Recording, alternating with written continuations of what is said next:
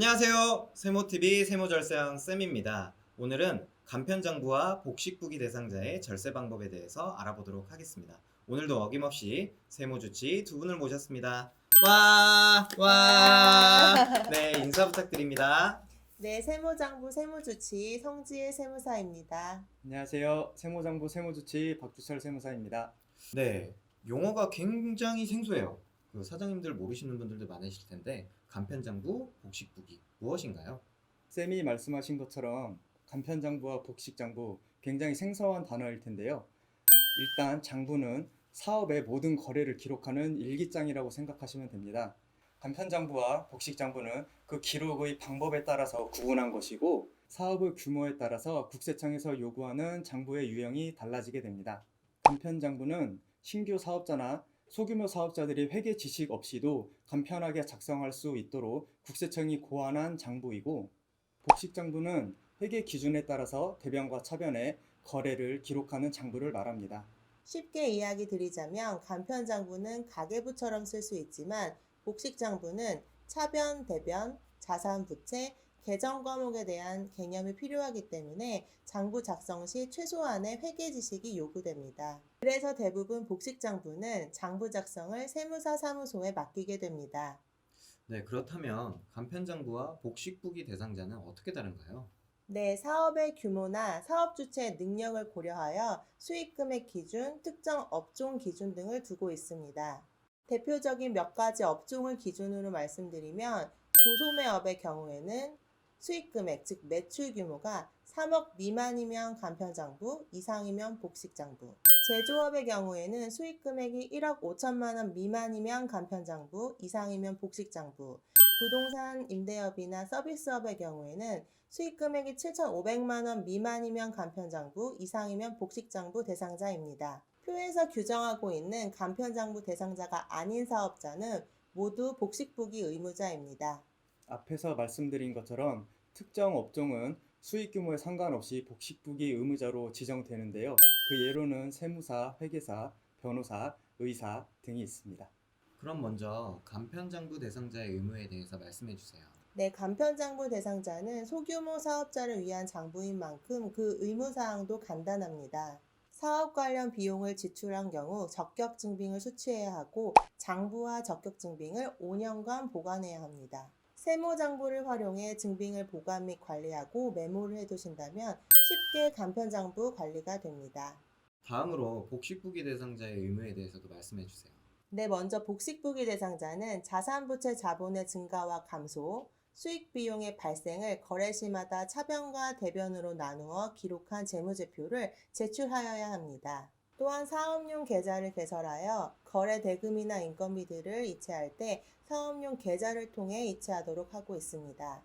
세 번째, 업무용 승용차 비용 처리와 관련하여 운행일지 작성 의무를 부여하고 있습니다.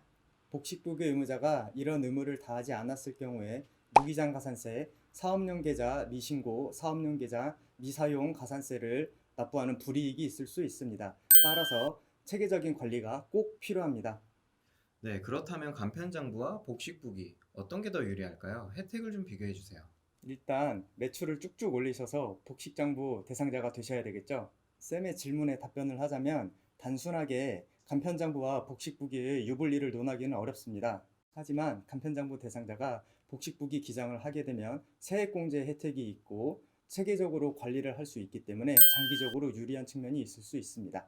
그리고 소규모 사업자의 경우 장부를 작성하지 않으시거나 추계로 작성하시는 것보다는 간편 장부로라도 작성하시는 것이 몇 가지 혜택이 있을 수 있습니다. 사업 초반 인테리어비 등 경비가 많이 발생하여 결손이 일어난 경우 향후 10년 동안 이월하여 발생하는 소득에 대해서 공제를 받을 수 있습니다. 또한 감가상각비, 배손충당금 등도 필요경비로 인정받을 수 있습니다. 맞습니다. 기본적으로 간편장부나 복식장부나 매출과 비용을 기록한다는 것은 동일합니다.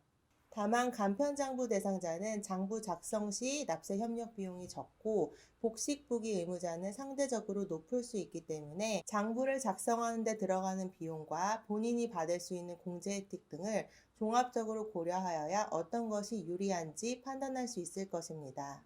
네, 감사합니다. 각 대상자별로 절세 팁에 대해서도 좀 알려주세요. 사실 간편이냐 복식이냐를 떠나 절세의 가장 기본은 신고기한과 납부기한을 지켜 불필요한 가산세를 납부하지 않는 것부터가 출발입니다.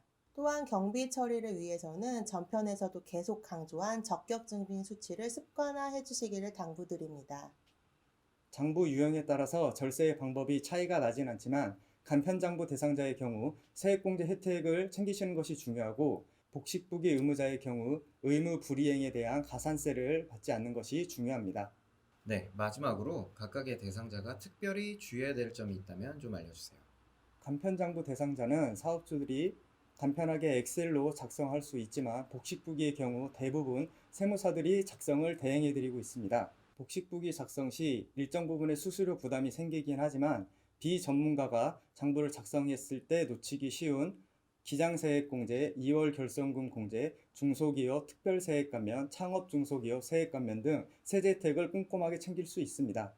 사업을 시작하시면서 세무사와 상담 받아보시는 걸 추천드립니다. 저는 쉽게 세무장부를 잘 활용하시는 것을 추천해 드립니다.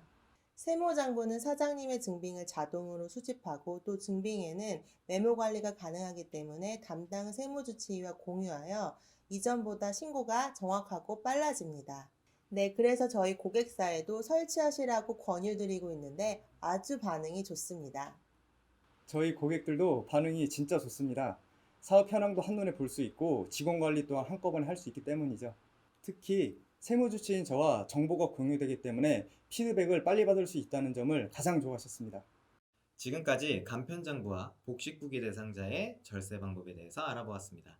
저희 세무장부에서는 무료 절세 컨설팅을 지원하고 있으니 영상 하단에 참여 링크를 통해 신청 부탁드립니다. 구독 좋아요. 알림 설정 잊지 마세요. 안녕!